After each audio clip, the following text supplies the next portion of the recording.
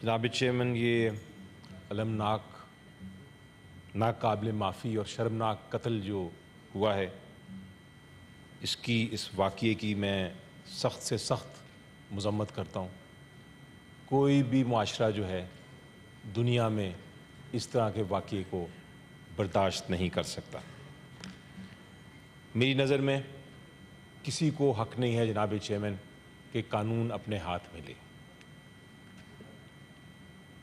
لیکن یہ واقعہ، اس قسم کے واقعات بار بار ہوتے رہے ہیں۔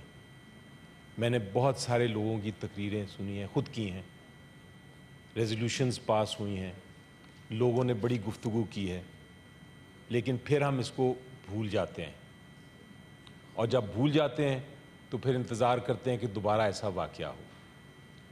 تو میں نے اپنے دوستوں کی اور ساتھیوں کی تقریریں سنی، پرجوش تقریریں، سب کے ساتھ میں بالکل ان کے ساتھ اپنی آواز شامل کرنا چاہوں گا، لیکن میں ایک چیز کہوں گا، اور وہ یہ ہے کہ ضروری یہ ہے کہ تقریروں سے آگے بڑھ جائیں تھوڑا سا۔ میں ایک تجویز آپ کو پیش کرتا ہوں سر۔ جی پلیز۔ تجویز یہ ہے، میں نے سنا ایک طرف کہا گیا کہ ان کو جو لوگ اس ویڈیو میں موجود تھے، جو دیکھ رہے تھے، جو شامل تھے، جو اس کے پیچھے تھے، جو اس گروہ میں تھے جنہوں نے فیصلہ کیا کہ اس طرح قتل کرنا ہے، ان سب کو سڑکوں پہ لا کے ٹانگ دیا جائے۔ یہ بھی تجویز آئی، لیکن میں اتنا آگے نہیں جاؤں گا۔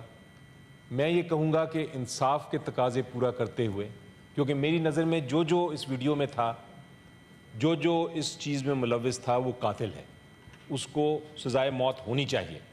لیکن میں یہ سجیسٹ کروں گا کہ انصاف کے تقاضے پورے کرتے ہوئے قانون کے ذریعے ان کو سخت سے سخت سزا دی جائے، اور ہم ایک فکس کر لیں اپنے مائنڈ میں کہ 1 مہینے میں یہ سزا ہونی چاہیے، کیونکہ جب تک قوم سزا نہیں دیکھے گی، جب تک قوم ان قاتلوں کو نہیں دیکھے گی کہ ان کو سزائے موت ہوئی ہے اور وہ پھانسی کا پھندا ان پہ نہیں لگے گا، میری نظر میں یہ چیز ختم نہیں ہوگی۔ تو میں آپ کو یہ سجیسٹ کرتا ہوں سر کہ ایک امپلیمنٹیشن کمیٹی بنائیے، جس میں ہر پولیٹیکل پارٹی کے، ہر فورم کے، ہر صوبے کے لوگ ہوں، اور ہم امپلیمنٹ کریں صرف کہ یہ صوبے میں کیا یہ ان لوگوں کے خلاف کارروائی ہو رہی ہے اور وہ کس پروگریس کے ساتھ ہو رہی ہے، اس کی مانیٹرنگ کی جائے، اور ہم اس کو دیکھیں کہ 1 مہینے کے اندر کیا اثر اس کا ہوتا ہے، کیا اس کا ایفیکٹ ہوتا ہے۔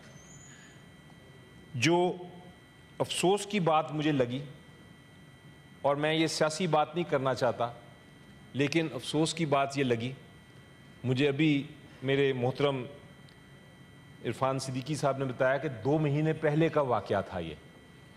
تو عجیب و غریب بات یہ ہے کہ جب تک ویڈیو نہیں آیا، یہ قاتل جو ہیں وہ بالکل عام شہریوں کی طرح پھر رہے تھے، نہ چیف منسٹر، نہ آئی جی پولیس، نہ حکومت میں کسی نے آ کے یہ ہمیں بتایا یا کسی کارروائی کی ان کے خلاف۔